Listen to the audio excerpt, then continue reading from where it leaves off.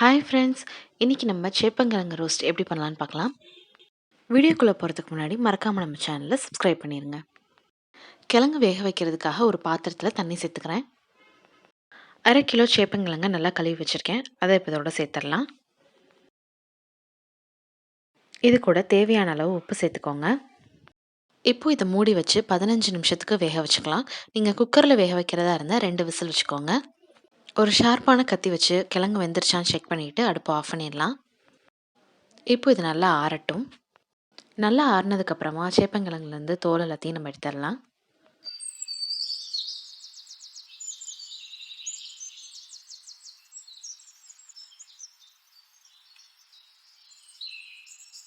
இதை திக்கான பீசஸாக கட் பண்ணிக்கலாம். சேப்பங்கிழங்கு வலுவலுப்பாக இருக்கும், அதனால் கட் பண்ணும்போது பார்த்து பத்திரமா கட் பண்ணுங்கள். இதே மாதிரி நம்ம எல்லாத்தையும் கட் பண்ணிக்கலாம்.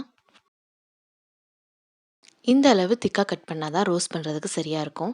நம்ம மெலிசாக கட் பண்ணோம்னா எல்லாமே உடஞ்சி போயிடும்.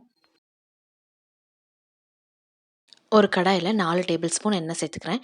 எண்ணெய் நல்லா தாராளமாகவே சேர்த்துக்கோங்க, ஏன்னா இந்த கிழங்கு வளவளப்பாக இருக்கிறனால அப்போ தான் ரோஸ்ட் ஆகும். வாசத்துக்காக 1 டீஸ்பூன் சோம்பு சேர்த்துக்கிறேன். சோம்பு நல்லா பொரியட்டும். இப்போது அடுப்பை லோ ஃப்ளேமில் வச்சுட்டு மசாலாலாம் சேர்த்துக்கலாம். 1/2 டீஸ்பூன் மஞ்சள் தூள் சேர்த்துக்கிறேன். 1 டீஸ்பூன் மல்லித்தூள், 1 டீஸ்பூன் மிளகாய்த்தூள், 1 table spoon chicken masala, 2 table spoon இஞ்சி பூண்டு விழுது. லோ ஃப்ளேமில் வச்சு மசாலா எல்லாத்தையும் 1 நிமிஷத்துக்கு வறுத்துக்கலாம். மசாலா கருகிராமல் பார்த்துக்கோங்க.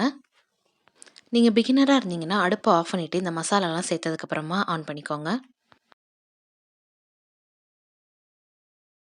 தேவையான அளவு உப்பு சேர்த்துக்கோங்க. இப்போது இது கூட நம்ம வெட்டி வச்சுருந்த கிழங்கு எல்லாத்தையும் சேர்த்துக்கலாம்.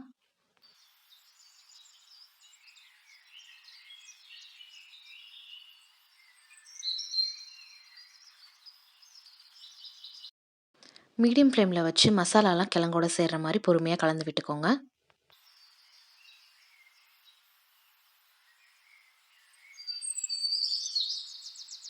இதை லோ டு மீடியம் ஃப்ளேமில் வச்சு 5 நிமிஷத்துக்கு வறுத்துக்கலாம். அடி பிடிக்காமல் இருக்கிறதுக்காக அப்பப்போ கலந்து விட்டுக்கோங்க. மசாலாலாம் கிழங்கோட சேர்ந்து தனித்தனியாக ரோஸ்ட் ஆகி வர வரைக்கும் இதை நம்ம வறுத்துக்கலாம்.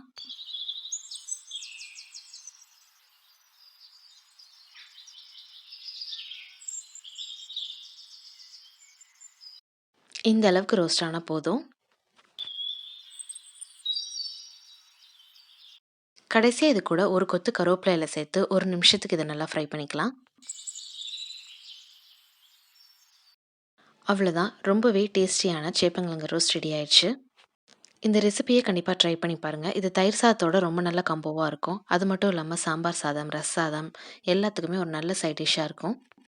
இந்த வீடியோ பிடிச்சிருந்தா லைக் பண்ணுங்கள், கமெண்ட் பண்ணுங்கள், ஷேர் பண்ணுங்கள். மறக்காமல் நம்ம சேனலை சப்ஸ்கிரைப் பண்ணிடுங்க. பாய்.